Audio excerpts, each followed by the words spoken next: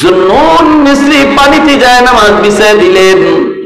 আল্লাহ বলি যায় নামাজে বৈশা নদী পার হয়ে গেলেন। এরপরে তিনি বিচ্ছুর পিছনে পিছনে যাইতেছেন। বিচ্ছুটা কোন দিকে যায় দেখতে একটু মন চায়। যাইতেছেন হঠাৎ করে তিনি তাকায় দেখেন হাওরের মাঝখানে একটা গাছ, গাছের দিকে বিচ্ছুটা রওনা দিছে। তিনিও তো পিছনে পিছনে দ্রুত বেগে বিচ্ছুটা দৌড়াইতেছে, তিনিও পিছনে পিছনে। হঠাৎ করে নজর পড়লো গাছের নিচে একটা যুবক মনের আনন্দে ঘুমাইতেছে। এ যুবক, তোমাকে বলতেছি যুবক, এ যুবক দিলটা নরম করে কথাগুলি শোনো। তোমার মতো কত যুবক যৌবনে কবরে চলে গেছে, একটু চিন্তা করে দেখো। ডান দিকে তাকাইলে দেখবা তোমার খেলার সাথী কবরে শুয়ে রয়েছে, বাম দিকে তাকাইলে দেখবা তোমার লেখাপড়ার সাথী কবরে শুয়ে রয়েছে। তুমি মনে করতেছো আমি নামাজ ধরব, আল্লাহকে মানব, আল্লাহর বিধান মতো চলবো আর একটু সময় পরে। কিন্তু বহু যুবকের আর এই সময় হায়াতে মিলে না। আসেনি না নাই করে কর, ঘুমাইছে তো জীবনের শেষ ঘুম। বাপ মার কাছ থেকে বিদায় নিয়েছে তো জীবনের শেষ বিদায় হয়ে গেছে, আর বাপ মার কাছে ফিরে নাই। কত বাবা সন্তানের কাছ থেকে বিদায় নিয়ে বের হয়েছে, আর সন্তানের কাছে ফিরে আসে নাই। এই যুবক মনের আনন্দে গাছের নিচে ঘুমাইতেছে, আর যুবকের মাথার পাশে একটা বিষাক্ত সাপ ফনা ধরে আছে, যে কোনো মুহূর্তে যুবককে দংশন করবে। ওই অবস্থায় বিচ্ছুটা যাইয়া দেরি করলো না, লাফ দিয়া বিচ্ছুটা সাপের মাথায় বসলো। বৈশাখ এমন ভাবে সাপরে কামড় দিল, মুহূর্তের ভিতরে সাপটা বিচ্ছুর কামড়ে মারা গেল। এইবার আল্লাহর ওলি জুন্নুন মিসরি যুবককে ঘুম থেকে ডাকাইলেন, রে যুবক, এত উঠো, মাথার পাশে কি ঘটে গেল দেখো। যুবক মাথার পাশে দৃশ্য দেখে অবাক। আল্লাহর ওলি বলেন, জীবনে কি নেক আমল করেছো একটু কও, জীবনে কি নেক আমল করেছো একটু বলো, যে নেক আমলের কারণে আল্লাহ তোমার নাম যৌবনী অলির খাতায় আল্লাহ উঠায় দিছে। এজন্য আল্লাহর যত অলি হয়েছেন সবাই অলি হয়েছেন যৌবন কালে। যৌবন কালটা হলো আল্লাহর অলি হওয়ার বয়স। এই পৃথিবীতে যত আল্লাহর অলি অতিবাহিত হয়েছেন সবাই অলির খাতায় নাম লেখাইছেন বুড়া বয়সে না, বরং যৌবন কালে। আল্লাহু আকবার। যৌবন কালে অলির খাতায় নাম লেখাইছেন, কারণ যৌবনে ইবাদত আল্লাহর কাছে বেশি প্রিয়। লা ওয়ারআ কাল কাফি, লা ওয়ারআ কাল কাফি।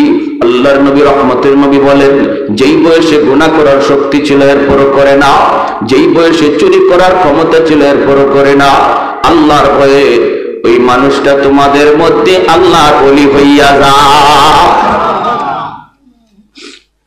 এ যুবক, এমন কি নেক আমল করেছো একটু বলো। যুবক তখন বলতেছে, আল্লাহর ওলি গো, আমার তো এত কিছু নেক আমল মনে পড়ে না, তবে যদ্দূর মনে পড়ে আমি একজন রাখাল, মানুষের গরু রাখালি করি, উট রাখালি করি, বেড়া দম্বা রাখালি করি। যেখানেই আমি থাকি, হাওরে থাকি আর জঙ্গলে থাকি, যখনই আজান শুনি সাথে সাথে নামাজে দাঁড়ায় যায়। দুনিয়ার কোন কাজ আমাকে নামাজ থেকে গাফিল করতে পারে না। কাজ পরে, নামাজ আরো জোরে বলেন, কাজ পরে, নামাজ। দোকানদারি আগে না পরে? দোকানদারি আগে না পরে? নামাজ পরে না আগে? এই যুবক করে আমি যেখানেই থাকি সেখানেই নামাজে দাঁড়ায় যায়। আল্লাহ পাক এই উম্মতের জন্যই গোটা জগৎটারে মসজিদ বানায় দিয়েছেন। আগের কোন উম্মত হাওরে নামাজ পড়লে নামাজ হতো না, আগের কোন উম্মতের জন্য জঙ্গলে নামাজ পড়লে নামাজ হতো না, নির্দিষ্ট জায়গায় আইসেই নামাজ আদায় করতে হতো। কিন্তু আমার আপনার নবী, মায়ার নবী আল্লাহর কাছে আবদার করলেন, মালিক এই যদি হয় তোমার সিদ্ধান্ত, তাহলে আমার আখেরি উম্মত গুলি তারা কেমনে নামাজ আদায় করবে? আমি নবী তো চলে আসব, আমার উম্মতের উলামায়ে কেরাম তারা তো আমি নবীর দায়িত্ব নিয়া তারা তো দেশে দেশে ঘুরবে, দেশে বিদেশে ঘুরবে। এমনও তো আছে আমার একজন উম্মত আলেম না, কিন্তু আমার একটা হাদিস জানছি, এটা জানানোর জন্য সে আরেক দেশে রওনা দিছি। সে তখন বিমানে, সে তখন জাহাজে। মালিক নির্ধারিত জায়গায় নামাজ পড়লেই যদি নামাজ হয়, আমার উম্মতের হালত কি হবে? এমনি আল্লাহ বন্ধু, আমি আল্লাহ তোমার উম্মতের জন্য গোটা জগৎ মসজিদ বানায় দিলাম। যেখানেই দাঁড়াবে ওই জায়গাটাই মসজিদ হয়ে যাবে। যেখানেই দাঁড়াবে সেখানে আমি আল্লাহ নিজে হাজির হয়ে যাব। এই মেরাজের মাস গেল, মেরাজের মাস শাবান মাস শুরু হয়ে গেল। আল্লাহর পক্ষ থেকে স্পেশাল যে পুরস্কার হাদিয়া আনছেন সেটা হলো নামাজ। কোন কথা কইয়া আপন মালিক, আমি তো তোমার সাথে দেখা করলাম, কিন্তু আমার উম্মত তোমার সাথে দেখা করবে কেমনে, কথা বলবে কেমনে? আল্লাহ আমি তো কথা বললাম, উম্মত কেমনে কথা বলবে? আল্লাহ কয় বন্ধু, আমি আল্লাহর কাছে আইসো উম্মতের কথা ভুললা না, জানি তুমি উম্মতের কথা আমার কাছে কইবা, এজন্য আমি আল্লাহ একটা ব্যবস্থা করে দিছি নামাজ। আসসালাতু মিরাজুল মুমিনিন। তোমার উম্মত যখন নামাজে দাঁড়াবে তখনই আমি আল্লাহর সাথে তার কথা হবে। যখনই এজন্য নামাজে দাঁড়ায় আমরা বলি আলহামদুলিল্লাহ, সমস্ত প্রশংসা আল্লাহর। আল্লাহ তখন নিজের পরিচয় দেন না, পরিচয় না দিয়ে আল্লাহ বলে কার প্রশংসা তুমি করতেছ? কয় লিল্লাহ। আল্লাহ তখন নামাজের প্রশ্ন করে মানিল্লাহ, কে তোমার আল্লাহ? কয় রব্বুল আলামিন। আল্লাহ তখন কয় মানে রব্বিল আলামিন। কে তোমার রব? কয় আর রহমান। আল্লাহ বলেন মানে রহমান। কে তোমার রহমান? নামাজি তখন কয় আর রাহিম, তিনি হলেন রহিম। আল্লাহ আবার কয় কে তোমার রহিম? মানির রহিম। কয় মালিক ইয়াউমিদ্দিন, যিনি কিয়ামত দিবসের মালিক। এতগুলি প্রশ্ন আল্লাহ নামাজির করলেন, জবাব নামাজি নামাজের মধ্যে দিল, অথচ নামাজি কে প্রশ্ন করে তারে চেনে না, আর আল্লাহ তার পরিচয় তারে দেন না। যখনই কয় মালিক ইয়াউমিদ্দিন, কিয়ামত দিবসের মালিক, তখনই আল্লাহ পাক রব্বুল আলামিন নিজের পরিচয়টা দিয়া দেয়। আল্লাহ কয় রে বান্দা শুন, এতক্ষণ পর্যন্ত যারে তুমি আল্লাহ কইছো, যারে তুমি রব কইছো, যারে তুমি রহমান কইছো, যারে তুমি রহিম কইছো, যারে তুমি মালিক ইয়াউমিদ্দিন কইছো, আমি সেই আল্লাহ, আমি সেই রব। জোরে বলি সুবহানাল্লাহ। তখন বান্দা আল্লাহর পরিচয় পাইয়ে আল্লাহর কাছে ডাইরেক্ট কয় ইয়াকা নাবুদু ওয়া ইয়াকা নাস্তাঈন।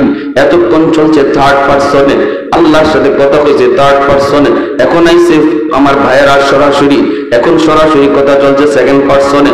আল্লাহরে কয় ইয়াকা নাবুদু ওয়া ইয়াকা নাস্তাঈন, আমি তোমার ইবাদত করি, তোমার কাছে সাহায্য চাই, আমি তোমারই ইবাদত করি, তোমার কাছে সাহায্য চাই। আল্লাহ পাক তখন খুশি হয়ে বলে বান্দা আমি তোমার উপর খুশি, কি চাও বলো? কয় ইহদিনাস সিরাতাল মুস্তাকিম, আল্লাহ তোমার কাছে আমি জান্নাতের রাস্তা চাই। এজন্য ভাইরা বন্ধুরা যুবক ডাক দিয়া কয় আল্লাহর ওলি গো, আমি যেখানেই থাকি সেখানেই নামাজে দাঁড়ায় যাই। এ যুবক, যৌবনে আল্লাহর ওলি হওয়ার একটা বিশেষ আমল, নামাজের ভিতরে কোনো কমতি রাখা যাবে না।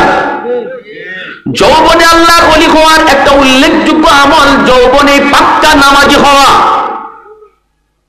এরপরে যুবক বলতেছে আমি যখন ঘর থেকে বের হলাম আল্লাহর কাছে ডাক দিয়ে বলি মালিক আমি তো বের হইতেছি, তোমার নামে বের হলাম। এজন্য আমরাও যখন কোথাও ঘর থেকে বের হব, দোকানে যাই, হাওড়ে যাই, বাজারে যাই, শহরে যাই, বলবো বিসমিল্লাহ তাওয়াক্কালতু আলাল্লাহ লা হাওলা ওয়ালা কুওয়াতা ইল্লা বিল্লাহিল আলিয়্যিল আযীম। এই দোয়াটা পড়ে যে মানুষ বের হয়, যে মানুষটা ঘর থেকে বের হয়, সে নিজের আল্লাহর হাওলা করে বের হয়।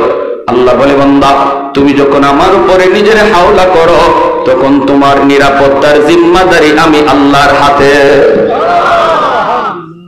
গাছের নিচে যখন ঘুমাইতে যাই তখন কইতেছি আল্লাহ আমি ক্লান্ত পরিশ্রান্ত, আল্লাহ আমি বড় পরিশ্রান্ত, আমি একটু ঘুমাবো, কিন্তু কোন ভরসায় ঘুমাই? আল্লাহ এখানে যদি আমার কোনো জীব জানোয়ারে ক্ষতি করে বাঁচানোর কেউ নাই, আপন বলতে কেউ নাই। আল্লাহ একমাত্র আমি তোমার হাওলা করলাম, আল্লাহ তোমার উপরে ভরসা করলাম। আল্লাহ বলে ওয়া মান ইয়াতাওয়াক্কাল আলাল্লাহ ফাহুয়া হাসবু, বান্দা আমার উপরে তুমি যেই পরিমাণ ভরসা রাখবা আমি তোমার সাথে ওই পরিমাণ লেনদেন করব। ভরসা আমরা আল্লাহর উপরে করবো 50% না 100%? জোরে বলেন 50 না 100% ভরসা যখন আল্লাহর উপরে করব, আমার আপনার জিম্মাদারিও আল্লাহ 100% নেবেন। আমাদের ইয়াকিনে দুর্বলতা, আমরা আল্লাহর উপরে 100% ইয়াকিন আনতেই পারি না, করতে পারি না। যারা করছে তারা ফল পাইছে। ওই যুবক 100 ভরসা আল্লাহর উপরে করছে, বিধায় যখন সাপ আসছে তার মারতো, আল্লাহ নদীর ওই পার থেকে বিচ্ছুরে পাঠাইছে, যা যেই সাপ আমার ওই যৌবনকালে যে আমার অলির খাতায় নাম লেখাইছে তার ক্ষতি করতে চায়, তুই যে সাপরে মার। আল্লাহর কুদরতে নদীর ওই পার থেকে বিচ্ছু আইসা সাপরে কামড় দিয়া মাইরা যুবকের হেফাজত আল্লাহ করলেন। সুবহানাল্লাহ। এজন্যই ভাইরা মনে রাখবেন, আল্লাহ পাক কয় ওই যুবকগুলি যতদিন জমিনে থাকবে আমি আল্লাহ আযাব গজব থেকে জমিনে হেফাজত করব। এই যুবকের কলিজে আল্লাহর ভয় কেমনে আইছে? মাদ্রাসা আছে বিদায়, উলামায়ে কেরামের মেহনত আছে বিদায়, মুরব্বী মানুষ এখনো বৃদ্ধ বয়সে আল্লাহর কদমে সেজদা দেয়, আল্লাহকে চিনি, আল্লাহ আল্লাহ জিকির হয়। কেন হয়? কারণ সমাজে এখনো আল্লাহ নামের পরিবেশ আছে, ঠিক না? এখনো মাদ্রাসা আছে, উলামায়ে কেরামের হরকত আছে, উলামায়ে কেরামের মেহনত আছে। উলামায়ে কেরামের মেহনত যতদিন থাকবে জমিনের মানুষ ততদিন আল্লাহ আল্লাহ জিকির করবে। মাদ্রাসা যতদিন থাকবে ততদিন আল্লাহ বলার পরিবেশ থাকবে। আর আল্লাহ পাক তখন আসমান জমিনকে আল্লাহর রহমত দ্বারা বাঁচায় রাখবে।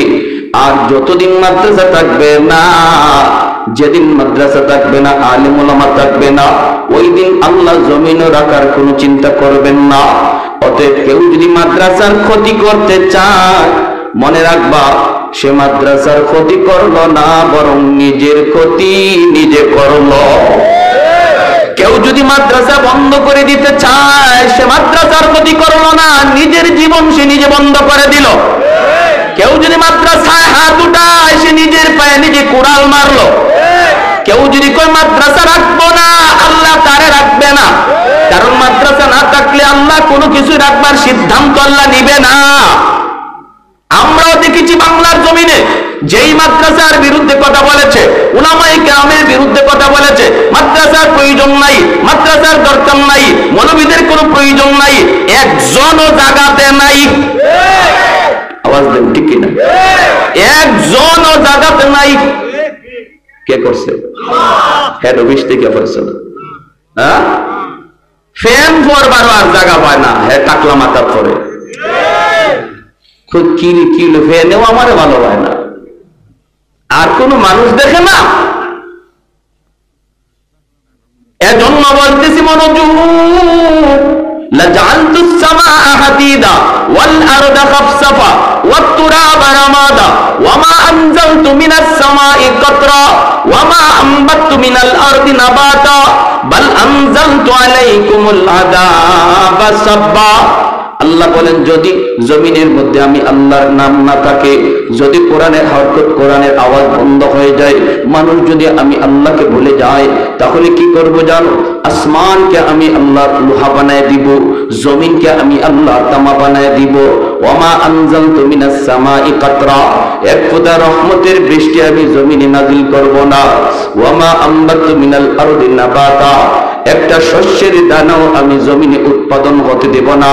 বাল আনজালতু আলাইকুমুল আযাবা সাব্বা, আল্লাহ বলেন পরপর শুধু জমিনে গজব আর গজব নামবে। অতএব যুবক, একটু মনোযোগ দিয়ে খেয়াল করে শোনো। আমার নবী রহমতের নবীর সামনে একটা যুবক, বনু তামিম গোত্রের যুবক হাজির হয়ে কাঁদতেছে।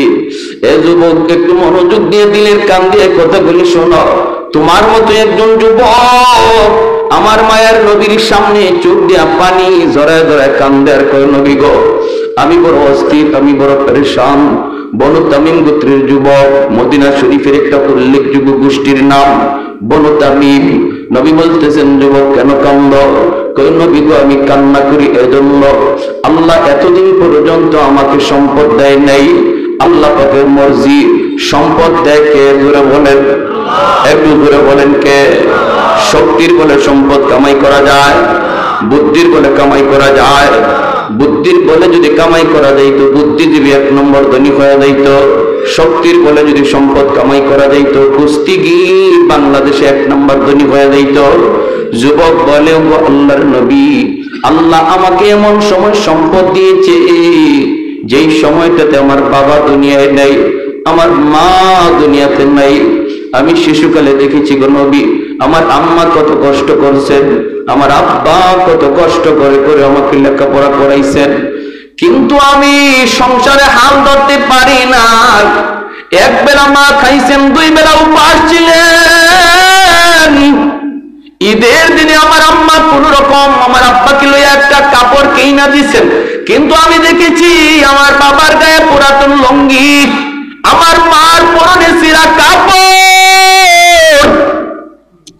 এরপর আমার মার মুখে হাসি, বাবার মুখে হাসি।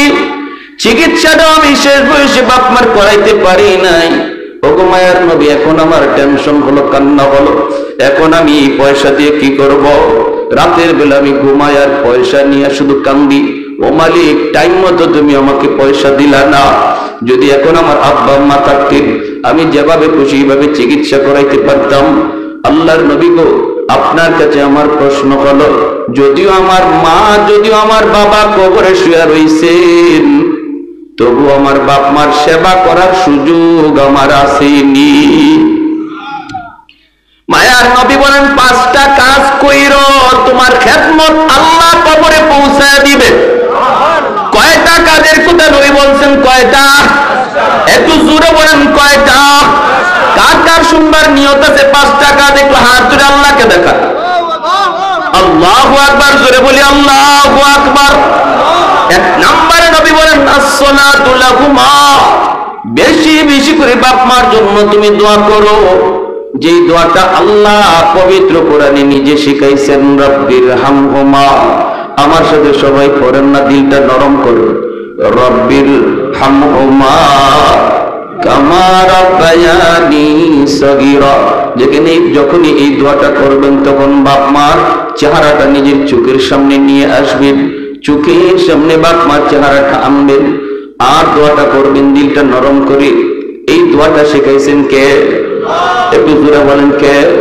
যদি সন্তানটা মাদ্রাসায় দাও, সন্তানটা যদি দিন শিখাও, তাহলে এই সন্তান এই শিক্ষাগুলি অর্জন করবে। সন্তান জন্ম দেওয়া বাবার জন্য সার্থক, সন্তান জন্ম দেওয়া মার জন্য সার্থক। সন্তান জন্ম দেওয়া টাকা রুজি করে কামাই করার জন্য নয়। সন্তান জন্ম দেওয়ার উদ্দেশ্য হবে সন্তান যেন আমার নাজাতের উসিলা হয়। দোয়াটা শিখাইছেন আল্লাহ,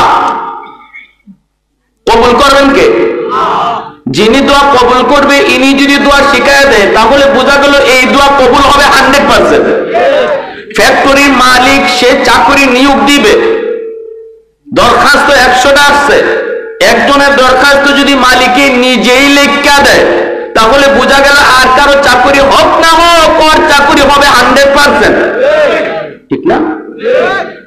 পবিত্র কুরআনুল কারীমের সূরা বনী ইসরাঈল আল্লাহ নিজে দোয়া শিখাইতেছেন, দোয়া করো রব্বির হামহুমা কামা রাব্বায়ানি সগীরা। ও মালিক, শিশুকালে আমার আব্বা আম্মা আমাকে যেইভাবে মায়া করছেন, আমাকে যেইভাবে আদর করেছেন, আল্লাহ তুমি আজকে আমার মা বাবারে এইভাবে আদর করো। আল্লাহ এই কথা বুঝাইতে চাইলেন, বান্দারি শিশুকালে তোমার মা তোমার জন্য কত রাত মাথার পাশে দাঁড়ায় দাঁড়ায় রাত কাটাইছি। বান্দা, এটা তোমার মনে নাই, কিন্তু আমি আল্লাহর মনে আছে। কতদিন তোমার বাবা তোমাকে কোলে নিয়ে রাত 3টা বাজে ডাক্তারের কাছে দৌড় দিছে।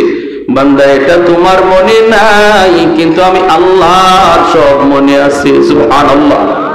অতএব যখনই বাপ মার জন্য দোয়া করো, শিশুকালের কথাটা আমি আল্লাহর ইয়াদ করায় দিও। আমি আল্লাহ শিশুকালে যেইভাবে তোমার বাপ মা মায়া করছি, আমি আল্লাহ যেন তোমার আব্বা আম্মারে এইভাবে মায়া করি, এরকম আবদার আমি আল্লাহর কাছে কইর। 2 নম্বর আল্লাহর নবী বলেন, ওয়াল ইস্তিগফারু লাহুমা, বেশি বেশি বাপ মার জন্য দান সদকা কইর, মসজিদ মাদ্রাসা দান কইর, এলাকার মানুষের মাঝে দান কইর। বেশি বেশি দান কইরো। দান করা মাত্রই তোমার মা তোমার বাবার কবরে আল্লাহর নগদ খেদমত পৌঁছায় দিবে। 3 নম্বরে নবী বলেন ইনফাযু আহদিহিমা মিন বাদিহিমা, বাপ মা যদি কোনো পাওনা থাকে, মানুষ তোমার বাপ মার কাছে কোনো কিছু পায়, এই পাওনাটা তুমি সন্তান পরিশোধ কইরো। যদি পাওনা পরিশোধ করো সাথে সাথে কবরে আল্লাহ খেদমত পৌঁছায় দিবে।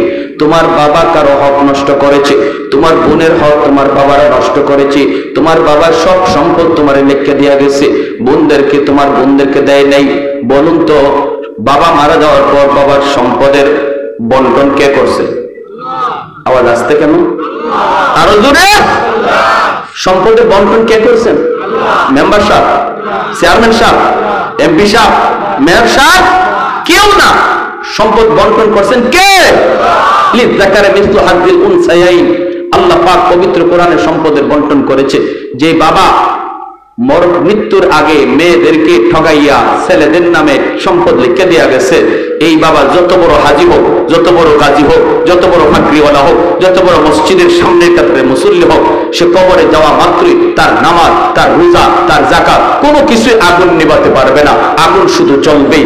এজন্য নবী বলছেন তুমি যদি বাপ মার সেবা করতে চাও তাহলে দেখো বাবা কারো হক নষ্ট করছে কিনা, এই হকটা তাড়াতাড়ি ফিরিয়ে দাও, তাহলে আল্লাহ কবরে আগুন নিভাইয়া দিবে। এছাড়া কোনো পথ নাই। যদি তুমি বুঝো তোমার বাবা তার বোনদের হক নষ্ট করেছে, তোমার দাদা মারার পর তোমার আব্বা তোমার ফুফুদের সম্পদ দেয় নাই, বাবা মারা যাওয়ার পর তুমি ফুফুদেরকে ডাকো, ডেকে ফুফাতো ভাই বোনরে ডাকো, চাচারে ডাকো, চাচাতো ভাই বোনরে ডাকো, ডেকে সম্পদ বুঝাইয়া দাও, তাহলে কবরে আগুন নিভবে। আল্লাহ নবী বলেন এই কাজ না কইরা কোন সন্তান যদি বাবার নামে 40টা না 100টা গরু জবাই কইরাও জিয়াফত করে, বাবার কবরের আগুন এক জাররা পরিমাণও কমবে না, এক জাররাও কমবে না। এজন্য আল্লাহ নবী বলেছেন 3 নম্বরে তোমার বাবার দেখো কোনো মানুষের পাওনা আছে কিনা, এই পাওনাটা পরিশোধ করো। 4 নম্বরে নবী বলেন সিলাতুর রাহমিল্লাতি লা তুসালু ইল্লা বিহিমা, তোমার বাবার যারা রক্তের মানুষ, মার যারা রক্তের মানুষ, ওদের খোঁজ খবর রাখো। বাবার রক্তের মানুষ হলো চাচা, বাবার রক্তের মানুষ হলো ফুফু, চাচার খবর নাও, ফুফুর খবর নাও। বাবা কবরে শুয়ে আছে, যখনই ফোনটা দিয়া কইবা চাচা কেমন আছেন, ও ফুফু তুমি কেমন আছো, চাচা তো ভাই তুমি ফোন দিয়া খবর নিবা বাইরে তুই কেমন আছো। বাবার রক্তের মানুষের খোঁজ নিলা, মায়ার নবী বলেন যেন তুমি ফোনটা বাবার কবরেই লাগাইছো। একজনের সহযোগিতা করলা, সাথে সাথে কবরে আল্লাহ তাদের খবর পৌঁছায় দিবে। মা দুনিয়ায় নাই, কিন্তু মার রক্তের মানুষ আছে, মামা আছে, খালা আছে, নানা আছে, নানি আছে, ওরা আজকে অসহায়। আল্লাহ তোমাকে সচ্ছলতা দান করেছে, ওদের খোঁজ খবর নেও। যখনই তুমি ওদের পাশে যায় তুমি দাঁড়াইবা সুখে দুঃখে, যখনই তুমি তাদের পাশে যায় দাঁড়াইবা। আল্লাহ নবী বলেছেন যেই নবী জীবনে কোনোদিন মিথ্যা বলেন না, এই নবী বলেন সাথে সাথে মার কবরে আল্লাহ তোমার খেদমত পৌঁছায় দিবে। 5 নম্বরে নবী বলেন শেষ ইকরামু সাদিকিহিমা মিন বাদিহিমা, মায়ার নবী দয়ার নবী বলেন বাবার বন্ধু বান্ধব যারা, তাদেরকে দেখলে বাবার মতো শ্রদ্ধা কইরো, বাবার বয়সের মানুষ দেখলে বাবার মতো শ্রদ্ধা কইরো। আজকে তোমার বাবা নাই, কিন্তু বাবা যাদের সাথে চলতো এদেরকে দেখলে সালাম দিবা আগে, তারপরে ভালো মন্দ জিগাইবা, পারলে একটু ঘরে ঢুকাইবা, 1 কাপ চা খাওয়াইবা, একটা পান খাওয়াইবা, ঈদের সময় একটা লুঙ্গি দিবা, একটা গেঞ্জি দিবা। মায়ার নবী কয় বাবা কবরে, কিন্তু বাবার বন্ধুরে তুমি আদর করছো, শ্রদ্ধা করছো। আল্লাহ পাক বলে তোমার এই কাপড় তুমি পরাইছো দুনিয়ার কাপড়, আর তোমার বাবারে আল্লাহ পরাইবো জান্নাতি কাপড়। মা দুনিয়ায় নাই, কিন্তু মার বান্ধবী আছে। মা যাদের সাথে চলতো ওদেরকে দেখলে পরে মায়ের মতো শ্রদ্ধা কইরো। চাচি কেমন আছেন, একটু ঘরে বইসা যান। আর যদি আমার আম্মা দুনিয়া থাকতেন তাহলে মাকে না দেখে যাইতে পারতেন না। চাচি আসেন না একটু ঘরে, 1 কাপ চা খেয়ে যান। নবী বলে যেন তুমি তোমার মারই তুমি সেবা করছো। সুবহানাল্লাহ জোরে কর। এজন্য ভাইরি আল্লাহ নবী বলছেন বাপ মার জন্য দান সদকা করলে কবরে খেদমত পৌঁছায় দিবে কে? একটু জোরে বলেন না কে? আর একটু জোরে বলেন না কে? এতটুকু হাদিসের উপরে আমল করব কেডা? কোন সন্তান? যেই সন্তানে হাদিস পড়ছে, যেই সন্তানে মাদ্রাসায় গেছে, যেই সন্তানটার হাত ধরে বাবা মাদ্রাসায় ভর্তি করছে, এই সন্তানই তো হাদিস মতো বাপমার জন্য আমল করবে, ঠিক না? আরো জোরে কোন ঠিক না? তাহলে সন্তান মাদ্রাসায় দেওয়ার দরকার আছে নি না নাই? হ্যাঁ? যদি আপনার সন্তান আপনার জানাজা দেয়, আপনার সন্তান যদি আপনার ঘোষণ দেয়, আপনার সন্তান যদি আপনার কবরের পাশ দিয়ে যায়, সন্তান যদি দিন না শিখান, সন্তান কবরের পাশ দিয়ে যাবো গান গায়ে গেয়া, বন্ধুদের নিয়ে কত সন্তান গান গায়ে বাবার কবরের পাশ দিয়ে চলে যায়, দিলটা কাঁপে না। আর সন্তানটা যদি কোরআন শিখান, বাবার কবরটা দেখা মাত্রই চোখ দিয়ে পানি আসবে, ইয়াসিন পড়তে পড়তে কবরের সামনে হাজির হবে, আল্লাহ সাথে সাথে কবরের আযাব মাফ করে দেবে। সার্থক ওই বাবা ওই মা, সার্থক যার সন্তান কোরআনে হাফেজ, যার সন্তান আলেমে দ্বীন। এই মাদ্রাসাগুলোতে দেখলাম ছোট ছোট বাচ্চাগুলি, কত বাবা কত মা কত আশা করে দিচ্ছে। শুনেন, মনে রাখবেন, কোন সন্তান মাদ্রাসায় আসবে এটা মানুষের হাতে না, এটা আল্লাহর কুদরতি হাতে। যে সিনাকে আল্লাহ চয়েস করেন, নিজে নির্বাচন করেন তার কোরআনকে আমানত রাখার জন্য, তারই মাদ্রাসায় আসার তৌফিক দেন। বাহাদুরি করে সন্তানের সিনায় কোরআন ঢুকানো যায় না। লক্ষ টাকা কোটি টাকা দিয়া ডিগ্রি কিনা যায়, উকিলাতি ডিগ্রি কিনা যায়, ব্যারিস্টারি ডিগ্রি আনা যায়, টাকা দিয়া হরিণের চোখ মিলে, কিন্তু সম্পদ হইলেই সন্তানের সিনায় কোরআন ঢুকানো যায় না, যদি আল্লাহ চয়েস না করে, ঠিক কিনা? এটা আল্লাহর নির্বাচন। আমার ভাইয়েরা, আমি মুসাফির মানুষ, যাব সিলেট, একটু অনুরোধ করবো, মুসাফিরের তো আল্লাহর কাছে কবুল। এমন একজন সন্তান বাবার নামে, এমন একজন সন্তান মায়ের নামে বলেন, আল্লাহ যেন নগদ এই খবরটা কবরে পৌঁছায় দেয়, সেবার খেদমতটা যেন পৌঁছায় দেয়। একজন সন্তান হাতটা জায়গায় বলেন, হুজুর ইনশাআল্লাহ আমি 5,000 টাকা ইনশাআল্লাহ আমি মাদ্রাসায় নবীর বাগানে দিব আমার আম্মার নামে। আমার একজন উম্মত আলেম না, কিন্তু আমার একটা হাদিস জানছি, এটা জানানোর জন্য সে আরেক দেশে রওনা দিছি। সে তখন বিমানে, সে তখন জাহাজে, মালিক নির্ধারিত জায়গায় নামাজ পড়লে যদি নামাজ হয়, আমার উম্মতের হালত কি হবে? এমনি আল্লাহ, বন্ধু আমি আল্লাহ তোমার উম্মতের জন্য গোটা জগৎ মসজিদ বানায় দিলাম, যেখানেই দাঁড়াবে ওই জায়গাটাই মসজিদ হয়ে যাবে, যেখানেই দাঁড়াবে সেখানে আমি আল্লাহ নিজে হাজির হয়ে যাব। এই মেরাজের মাস গেল, মেরাজের মাস শাবান মাস শুরু হয়ে গেল। আল্লাহর পক্ষ থেকে স্পেশাল যে পুরস্কার হাদিয়া আনছেন সেটা হলো নামাজ। কোন কথা কইয়া, আপন মালিক আমি তো তোমার সাথে দেখা করলাম, কিন্তু আমার উম্মত তোমার সাথে দেখা করবে কেমনে, কথা বলবে কেমনে? আল্লাহ আমি তো কথা বললাম, উম্মত কেমনে কথা বলবে? আল্লাহ কয়, বন্ধু আমি আল্লাহর কাছে আইসো উম্মতের কথা ভুললা না, জানি তুমি উম্মতের কথা আমার কাছে কইবা, এজন্য আমি আল্লাহ একটা ব্যবস্থা করে দিছি, নামাজ। আসসালাতু মিরাজুল মুমিনিন। তোমার উম্মত যখন নামাজে দাঁড়াবে তখনই আমি আল্লাহর সাথে তার কথা হবে। যখনই এজন্য নামাজে দাঁড়ায় আমরা বলি আলহামদুলিল্লাহ, সমস্ত প্রশংসা আল্লাহর। আল্লাহ তখন নিজের পরিচয় দেন না, পরিচয় না দিয়ে আল্লাহ বলে, কার প্রশংসা তুমি করতেছ? কয় লিল্লাহ। আল্লাহ তখন নামাজের প্রশ্ন করে, মানিল্লাহ, কে তোমার আল্লাহ? কয় রব্বুল আলামিন। আল্লাহ তখন কয়, মানে রব্বিল আলামিন, কে তোমার রব? কয় আর রহমান। আল্লাহ বলেন, মানে রহমান, কে তোমার রহমান? নামাজি তখন কয় আর রাহিম, তিনি বলেন রহিম। আল্লাহ আবার কয়, কে তোমার রহিম? মানির রহিম। কয় মালিক ইয়াউমিদ্দিন, যিনি কিয়ামত দিবসের মালিক। এতগুলি প্রশ্ন আল্লাহ নামাজি করলেন, জবাব নামাজি নামাজের মধ্যে দিল, অথচ নামাজি কে প্রশ্ন করে তারে চিনে না, আর আল্লাহ তার পরিচয় তারে দেন না। যখনই কয় মালিক ইয়াউমিদ্দিন, কিয়ামত দিবসের মালিক, তখনই আল্লাহ পাক রব্বুল আলামিন নিজের পরিচয়টা দিয়া দেয়। আল্লাহ কয়, রে বান্দা শুন, এতক্ষণ পর্যন্ত যারে তুমি আল্লাহ কইছো, যারে তুমি রব কইছো, যারে তুমি রহমান কইছো, যারে তুমি রহিম কইছো, যারে তুমি মালিক ইয়াউমিদ্দিন কইছো, আমি সেই আল্লাহ, আমি সেই রব। জোরে বলি সুবহানাল্লাহ। তখন বান্দা আল্লাহর পরিচয় পাইয়ে আল্লাহর কাছে ডাইরেক্ট কয় ইয়্যাকা না'বুদু ওয়া ইয়্যাকা নাস্তাঈন। এতক্ষণ চলছে থার্ড পারসনে, আল্লাহর সাথে কথা কইছে থার্ড পারসনে, এখন আইছে আমার ভাইয়েরা সরাসরি, এখন সরাসরি কথা চলছে সেকেন্ড পারসনে। আল্লাহর কয় ইয়্যাকা না'বুদু ওয়া ইয়্যাকা নাস্তাঈন, আমি তোমার ইবাদত করি, তোমার কাছে সাহায্য চাই, আমি তোমারই ইবাদত করি, তোমারই কাছে সাহায্য চাই।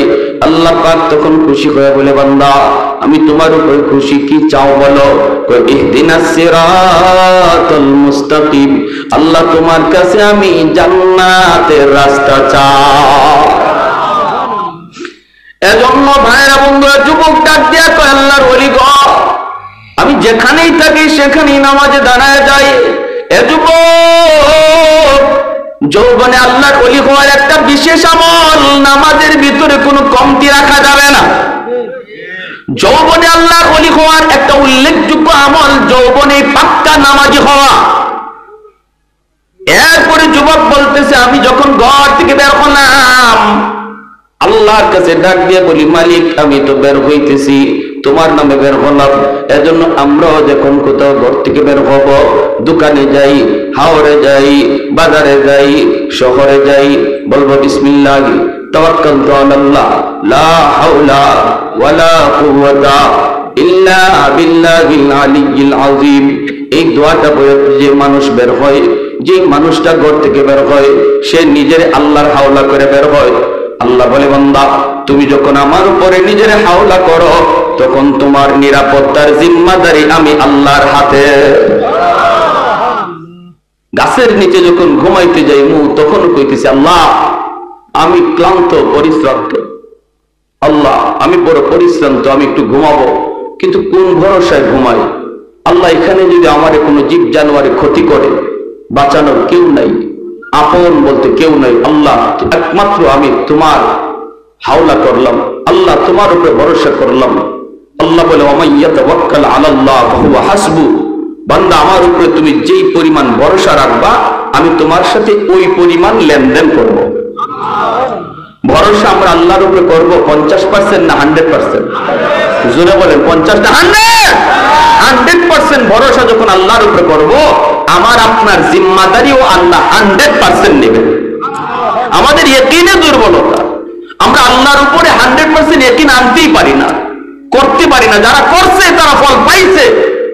ওই যুবক 100 ভরসা আল্লাহর উপরে করছে, বিধায় যখন সাপ আসছে তার মারতো, আল্লাহ নদীর ওই পার থেকে বিচ্ছুরে পাঠাইছে, যা যেই সাপ আমার ওই যৌবন কালে যে আমার ওলির খাতায় নাম লেখাইছে তার ক্ষতি করতে চায়, তুই যে সাপরে মার।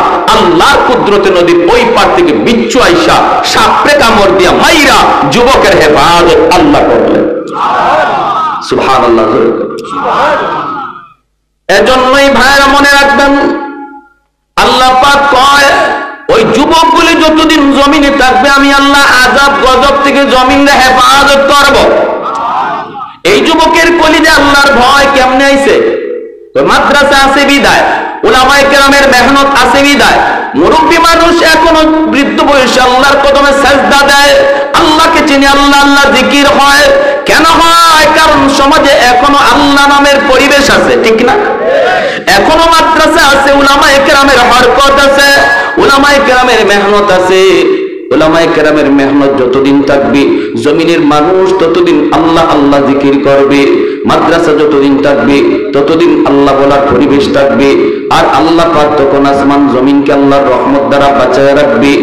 আর যতদিন মাদ্রাসা থাকবে না, যেদিন মাদ্রাসা থাকবে না, আলেম ওলামা থাকবে না, ওই দিন আল্লাহ জমিনও রাখার কোনো চিন্তা করবেন না। অতএব কেউ যদি মাদ্রাসার ক্ষতি করতে চায়, মনে রাখবা সে মাদ্রাসার ক্ষতি করলো না, বরং নিজের ক্ষতি নিজে করলো। কেউ যদি মাদ্রাসা বন্ধ করে দিতে চায়, সে মাদ্রাসার ক্ষতি করলো না, নিজের জীবন সে নিজে বন্ধ করে দিল। কেউ যদি মাদ্রাসায় হাত উঠায়, সে নিজের পায়ে নিজে কুড়াল মারলো। কেউ যদি কয় মাদ্রাসা রাখবো না, আল্লাহ তারে রাখবে না। কারণ মাদ্রাসা না থাকলে আল্লাহ কোনো কিছু রাখবার সিদ্ধান্ত আল্লাহ নিবে না। আমরাও দেখেছি বাংলার জমিনে যেই মাদ্রাসার বিরুদ্ধে কথা বলেছে, উলামায়ে কেরামের বিরুদ্ধে কথা বলেছে, মাদ্রাসার প্রয়োজন নাই, মাদ্রাসার দরকার নাই, মৌলবীদের কোনো প্রয়োজন নাই, একজনও জায়গাতে নাই। আওয়াজ দেন ঠিক কিনা? একজনও জায়গাতে নাই। কে করছে? হেড অফিস থেকে ফয়সালা।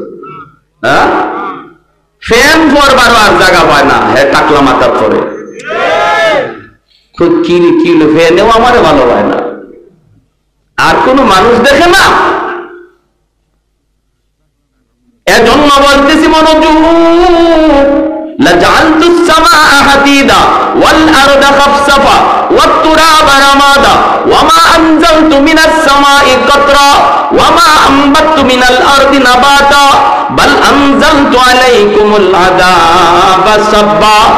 আল্লাহ বলেন, যদি জমিনের মধ্যে আমি আল্লাহর নাম না থাকে, যদি কোরআনের হরকত, কোরআনের আওয়াজ বন্ধ হয়ে যায়, মানুষ যদি আমি আল্লাহকে ভুলে যায়, তাহলে কি করব জানো? আসমানকে আমি আল্লাহ লোহা বানায় দিব, জমিনকে আমি আল্লাহ তামা বানায় দিব। ওয়ামা আনজালতু মিনাস সামাই কাতরা, এক ফোঁটা রহমতের বৃষ্টি আমি জমিনে নাজিল করব না। ওয়ামা আমবাতু মিনাল আরদি নাবাতা, একটা শস্যের দানাও আমি জমিনে উৎপাদন হতে দেব না। বাল আনজালতু আলাইকুমুল আযাবা সাব্বা, আল্লাহ বলেন পরপর শুধু জমিনে গজব আর গজব নামবে। অতএব যুবক, একটু মনোযোগ দিয়ে খেয়াল করে শোনো। আমার নবী রহমতের নবীর সামনে একটা যুবক, বনু তামিম গোত্রের যুবক হাজির হয়ে কাঁদতেছে। এ যুবক, একটু মনোযোগ দিয়ে দিলের কান দিয়ে কথাগুলি শোনো। তোমার মতো একজন যুবক আমার মায়ের নবীর সামনে চোখ দিয়া পানি জড়ায় জড়ায় কান্দে আর কয়, নবী গো, আমি বড় অস্থির, আমি বড় পেরেশান। বনু তামিম গোত্রের যুবক, মদিনা শরীফের একটা উল্লেখযোগ্য গোষ্ঠীর নাম বনু তামিম। নবী বলতেছেন, যুবক কেন কান্দ? কই, নবী গো, আমি কান্না করি এজন্য, আল্লাহ এতদিন পর্যন্ত আমাকে সম্পদ দেয় নাই। আল্লাহ পাকের মর্জি, সম্পদ দেয় কে? জোরে বলেন, একটু জোরে বলেন কে? শক্তির বলে সম্পদ কামাই করা যায়, বুদ্ধির বলে কামাই করা যায়। বুদ্ধির বলে যদি কামাই করা যাইতো, বুদ্ধিজীবী এক নম্বর ধনী হয়ে যাইত। শক্তির বলে যদি সম্পদ কামাই করা যাইত, কুস্তিগীর বাংলাদেশে এক নম্বর ধনী হয়ে যাইত। যুবক বলে, ও আল্লাহর নবী, আল্লাহ আমাকে এমন সময় সম্পদ দিয়েছে যেই সময়টাতে আমার বাবা দুনিয়ায় নাই, আমার মা দুনিয়াতে নাই। আমি শিশুকালে দেখেছি গো নবী, আমার আম্মা কত কষ্ট করছেন, আমার আব্বা কত কষ্ট করে করে আমাকে লেখাপড়া করাইছেন, কিন্তু আমি সংসারে হাল ধরতে পারি না। এক বেলা মা খাইছেন, দুই বেলা উপাস ছিলেন। ঈদের দিনে আমার আম্মা কোন রকম আমার আব্বাকে লইয়া একটা কাপড় কিনা দিচ্ছেন, কিন্তু আমি দেখেছি আমার বাবার গায়ে পুরাতন লুঙ্গি, আমার মার পরনে ছিঁড়া কাপড়। এরপর আমার মার মুখে হাসি, বাবার মুখে হাসি। চিকিৎসাটাও আমি শেষ বয়সে বাপ মার করাইতে পারি নাই। ওগো মায়ার নবী, এখন আমার টেনশন হলো, কান্না হলো, এখন আমি পয়সা দিয়ে কি করব? রাতের বেলা আমি ঘুমাই আর পয়সা নিয়ে শুধু কান্দি।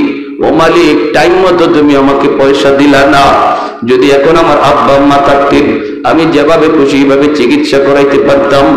আল্লাহর নবী গো, আপনার কাছে আমার প্রশ্ন হলো, যদিও আমার মা, যদিও আমার বাবা কবরে শুয়ে রইছেন, তবু আমার বাপ মার সেবা করার সুযোগ আমার আসেনি। মায়ার নবী বলেন, 5টা কাজ কইরো, তোমার খেদমত আল্লাহ কবরে পৌঁছায় দিবে। কয়টা কাজের কথা নবী বলছেন? কয়টা? একটু জোরে বলেন, কয়টা? কার কার শুনবার নিয়ত আছে 5টা কাজ? একটু হাত তুলে আল্লাহকে দেখা। আল্লাহু আকবার, জোরে বলি আল্লাহু আকবার। 1 নম্বরে নবী বলেন, আসসালাতু লাহুমা, বেশি বেশি করে বাপ মার জন্য তুমি দোয়া করো। যেই দোয়াটা আল্লাহ পবিত্র কোরআনে নিজে শিখাইছেন, রব্বির হামহুমা। আমার সাথে সবাই পড়েন না, দিলটা নরম করো, রব্বির হামহুমা কামা রাব্বায়ানি সগীরা। যখনই এই দোয়াটা করবেন, তখন বাপ মার চেহারাটা নিজের চোখের সামনে নিয়ে আসবেন, চোখের সামনে বাপ মার চেহারাটা আনবেন, আর দোয়াটা করবেন দিলটা নরম করে। এই দোয়াটা শিখাইছেন কে? একটু জোরে বলেন কে? যদি সন্তানটা মাদ্রাসায় দাও, সন্তানটা যদি দিন শিখাও, তাহলে এই সন্তান এই শিক্ষাগুলি অর্জন করবে।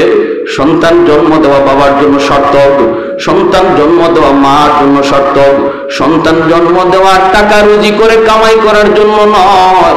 সন্তান জন্ম দেওয়ার উদ্দেশ্য হবে সন্তান যেন আমার নাজাতের উসিলা হয়। দোয়াটা শিখাইছেন আল্লাহ, কবুল করবেন কে? যিনি দোয়া কবুল করবে ইনি যদি দোয়া শিখায় দেয়, তাহলে বোঝা গেল এই দোয়া কবুল হবে 100%। ফ্যাক্টরির মালিক সে চাকরি নিয়োগ দিবে, দরখাস্ত 100টা আসছে, একজনের দরখাস্ত যদি মালিকে নিজেই লেখা দেয়, তাহলে বোঝা গেল আর কারো চাকরি হোক না হোক, ওর চাকরি হবে 100%। ঠিক না? পবিত্র কুরআনুল কারীমের সূরা বনী ইসরাঈল আল্লাহ নিজে দোয়া শিখাইতেছেন, দোয়া করো রাব্বির হামহুমা কামা রাব্বায়ানি সগীরা। ও মালিক, শিশুকালে আমার আব্বা আম্মা আমাকে যেইভাবে মায়া করছেন, আমাকে যেইভাবে আদর করেছেন, আল্লাহ তুমি আজকে আমার মা বাবারে এইভাবে আদর করো। আল্লাহ এই কথা বুঝাইতে চাইলেন, বান্দারি শিশুকালে তোমার মা তোমার জন্য কত রাত মাথার পাশে দাঁড়ায় দাঁড়ায় রাত কাটাইছি। বান্দা, এটা তোমার মনে নাই, কিন্তু আমি আল্লাহর মনে আছে। কতদিন তোমার বাবা তোমাকে কোলে নিয়ে রাত 3টা বাজে ডাক্তারের কাছে দৌড় দিছে। বান্দা, এটা তোমার মনে নাই, কিন্তু আমি আল্লাহর সব মনে আছে। সুবহানাল্লাহ। অতএব যখনই বাপ মার জন্য দোয়া করো, শিশুকালের কথাটা আমি আল্লাহরে ইয়াদ করায় দিও। আমি আল্লাহ শিশুকালে যেইভাবে তোমার বাপ মা মায়া করছি, আমি আল্লাহ যেন তোমার আব্বা আম্মারে এইভাবে মায়া করি, এরকম আবদার আমি আল্লাহর কাছে কইর। 2 নম্বর আল্লাহর নবী বলেন ওয়াল ইস্তিগফারু লাহুমা, বেশি বেশি বাপ মার জন্য দান সদকা কইর, মসজিদ মাদ্রাসা দান কইর, এলাকার মানুষের মাঝে দান কইর, বেশি বেশি দান কইর। দান করা মাত্রই তোমার মা তোমার বাবার কবরে আল্লাহর নগদ খেদমত পৌঁছায় দিবে। 3 নম্বরে নবী বলেন ইনফাযু আহদিহিমা মিন বাদিহিমা, বাপ মার যদি কোনো পাওনা থাকে, মানুষ তোমার বাপ মার কাছে কোনো কিছু পায়, এই পাওনাটা তুমি সন্তান পরিশোধ কইরো। যদি পাওনা পরিশোধ করো, সাথে সাথে কবরে আল্লাহ খেদমত পৌঁছায় দিবে। তোমার বাবা কারো হক নষ্ট করেছে, তোমার বোনের হক তোমার বাবারা নষ্ট করেছে, তোমার বাবার সব সম্পদ তোমারে লিখে দেয়া গেছে, তোমার বোনদেরকে দেয় নাই। বলুন তো, বাবা মারা যাওয়ার পর বাবার সম্পদের বন্টন কে করছে? আওয়াজ আসতে কেন? আরো জোরে। সম্পদের বন্টন কে করছেন? মেম্বার সাহেব, চেয়ারম্যান সাহেব, এমপি সাহেব, মেয়র সাহেব? কেউ না। সম্পদ বন্টন করছেন কে? লিযাকারি মিসলু হাযিল উনসায়াইন। আল্লাহ পাক পবিত্র কোরআনে সম্পদের বন্টন করেছে। যে বাবা মৃত্যুর আগে মেয়েদেরকে ঠগাইয়া ছেলেদের নামে সম্পদ লিখে দেয়া গেছে, এই বাবা যত বড় হাজি হোক, যত বড় গাজী হোক, যত বড় ফাকরিওয়ালা হোক, যত বড় মসজিদের সামনে কাতারে মুসল্লি হোক, সে কবরে যাওয়া মাত্রই তার নামাজ, তার রোজা, তার যাকাত কোনো কিছুই আগুন নিভাতে পারবে না, আগুন শুধু জ্বলবেই। এজন্য নবী বলছেন, তুমি যদি বাপ মার সেবা করতে চাও, তাহলে দেখো বাবা কারো হক নষ্ট করছে কিনা, এই হকটা তাড়াতাড়ি ফিরিয়ে দাও, তাহলে আল্লাহ কবরে আগুন নিভাইয়া দিবে। এছাড়া কোনো পথ নাই। যদি তুমি বুঝো তোমার বাবা তার বোনদের হক নষ্ট করেছে, তোমার দাদা মারার পর তোমার আব্বা তোমার ফুফুদের সম্পদ দেয় নাই, বাবা মারা যাওয়ার পর তুমি ফুফুদেরকে ডাকো, ডেকে ফুফাতো ভাই বোনরে ডাকো, তোর চাচারে ডাকো, চাচাতো ভাই বোনরে ডাকো, ডেকে সম্পদ বুঝায় দাও, তাহলে কবরে আগুন নিভবে। আল্লাহ নবী বলেন, এই কাজ না কইরা কোন সন্তান যদি বাবার নামে 40টা না 100টা গরু জবাই করেও জিয়াফত করে, বাবার কবরের আগুন 1 জাররা পরিমাণও কমবে না, 1 জাররাও কমবে না। এজন্য আল্লাহ নবী বলেছেন 3 নম্বরে তোমার বাবার দেখো কোনো মানুষের পাওনা আছে কিনা, এই পাওনাটা পরিশোধ করো। 4 নম্বরে নবী বলেন সিলাতুর রাহমিল্লাতি লা তুসালু ইল্লা বিহিমা, তোমার বাবার যারা রক্তের মানুষ, মার যারা রক্তের মানুষ, ওদের খোঁজ খবর রাখো। বাবার রক্তের মানুষ হলো চাচা, বাবার রক্তের মানুষ হলো ফুফু। চাচার খবর নাও, ফুফুর খবর নাও। বাবা কবরে শুয়ে আছে, যখনই ফোনটা দিয়া কইবা চাচা কেমন আছেন, ও ফুফু তুমি কেমন আছো, চাচা তো ভাই তুমি ফোন দিয়া খবর নিবা ভাইরে তুই কেমন আছো। বাবার রক্তের মানুষের খোঁজ নিলা, মায়ার নবী বলেন যেন তুমি ফোনটা বাবার কবরেই লাগাইছো। একজনের সহযোগিতা করলা, সাথে সাথে কবরে আল্লাহ তাদের খবর পৌঁছায় দিবে। মা দুনিয়ায় নাই, কিন্তু মার রক্তের মানুষ আছে, মামা আছে, খালা আছে, নানা আছে, নানি আছে। ওরা আজকে অসহায়, আল্লাহ তোমাকে সচ্ছলতা দান করেছে, ওদের খোঁজ খবর নেও। যখনই তুমি ওদের পাশে যায় তুমি দাঁড়াইবা সুখে দুঃখে, যখনই তুমি তাদের পাশে যায় দাঁড়াইবা, আল্লাহ নবী বলেছেন যেই নবী জীবনে কোনোদিন মিথ্যা বলেন না, এই নবী বলেন সাথে সাথে মার কবরে আল্লাহ তোমার খেদমত পৌঁছায় দিবে। 5 নম্বরে নবী বলেন শেষ, ইকরামু সাদিকিহিমা মিন বাদিহিমা। মায়ার নবী দয়ার নবী বলেন বাবার বন্ধু বান্ধব যারা, তাদেরকে দেখলে বাবার মতো শ্রদ্ধা কইরো। বাবার বয়সের মানুষ দেখলে বাবার মতো শ্রদ্ধা কইরো। আজকে তোমার বাবা নাই, কিন্তু বাবা যাদের সাথে চলতো এদেরকে দেখলে সালাম দিবা আগে, তারপরে ভালো মন্দ জিগাইবা, পারলে একটু ঘরে ঢুকাইবা, 1 কাপ চা খাওয়াইবা, একটা পান খাওয়াইবা, ঈদের সময় একটা লুঙ্গি দিবা, একটা গেঞ্জি দিবা। মায়ার নবী কয় বাবা কবরে, কিন্তু বাবার বন্ধুরে তুমি আদর করছো, শ্রদ্ধা করছো। আল্লাহ পাক বলে তোমার এই কাপড় তুমি পরাইছো দুনিয়ার কাপড়, আর তোমার বাবারে আল্লাহ পরাইবো জান্নাতি কাপড়। মা দুনিয়ায় নাই, কিন্তু মার বান্ধবী আছে। মা যাদের সাথে চলতো তাদেরকে দেখলে পরে মায়ের মতো শ্রদ্ধা কইরো। চাচি কেমন আছেন, একটু ঘরে বইসা যান। আর যদি আমার আম্মা দুনিয়া থাকতেন তাহলে মাকে না দেখে যাইতে পারতেন না। চাচি আসেন না একটু ঘরে, 1 কাপ চা খেয়ে যান। নবী বলে যেন তুমি তোমার মারই তুমি সেবা করছো। সুবহানাল্লাহ জোরে কর। এজন্য ভাইরি আল্লাহর নবী বলছেন বাপ মার জন্য দান সদকা করলে কবরে খেদমত পৌঁছায় দিবে কে? একটু জোরে বলেন না কে? আর একটু জোরে বলেন না কে? এতটুকু হাদিসের উপরে আমল করব কেডা? কোন সন্তান? যেই সন্তানে হাদিস পড়ছে, যেই সন্তানে মাদ্রাসায় গেছে, যেই সন্তানটার হাত ধরে বাবা মাদ্রাসায় ভর্তি করছে, এই সন্তানই তো হাদিস মতো বাপ মার জন্য আমল করবে, ঠিক না? আরো জোরে কোন ঠিক না? তাহলে সন্তান মাদ্রাসায় দেওয়ার দরকার আছে নি না নাই? হ্যাঁ, যদি আপনার সন্তান আপনার জানাজা দেয়, আপনার সন্তান যদি আপনার ঘোষণ দেয়, আপনার সন্তান যদি আপনার কবরের পাশ দিয়ে যায়, সন্তানরা যদি দিন না শিখান, সন্তান কবরের পাশ দিয়ে যাবো গান গায়ে গেয়া, বন্ধুদের নিয়ে কত সন্তান গান গায়া বাবার কবরের পাশ দিয়ে চলে যায়, দিলটা কাঁপে না। আর সন্তানটা যদি কোরআন শিখান, বাবার কবরটা দেখা মাত্রই চোখ দিয়ে পানি আসবে, ইয়াসিন পড়তে পড়তে কবরের সামনে হাজির হবে, আল্লাহর সাথে সাথে কবরের আযাব মাফ করে দেবে। সার্থক ওই বাবা ওই মা, সার্থক যার সন্তান কোরআনে হাফেজ, যার সন্তান আলেমে দ্বীন। এই মাদ্রাসাগুলোতে দেখলাম ছোট ছোট বাচ্চাগুলি, কত বাবা কত মা কত আশা করে দিছে। শুনেন, মনে রাখবেন, কোন সন্তান মাদ্রাসায় আসবে এটা মানুষের হাতে না, এটা আল্লাহর কুদরতি হাতে। যেই সিনাকে আল্লাহ চয়েস করেন, নিজে নির্বাচন করেন তার কোরআনকে আমানত রাখার জন্য, তারই মাদ্রাসায় আসার তৌফিক দেন। বাহাদুরি করে সন্তানের সিনায় কোরআন ঢুকানো যায় না। লক্ষ টাকা কোটি টাকা দিয়া ডিগ্রি কিনা যায়, উকিলাতি ডিগ্রি কিনা যায়, ব্যারিস্টারি ডিগ্রি আনা যায়, টাকা দিয়া হরিণের চোখ মিলে, কিন্তু সম্পদ হইলেই সন্তানের সিনায় কোরআন ঢুকানো যায় না, যদি আল্লাহ চয়েস না করে, ঠিক কিনা?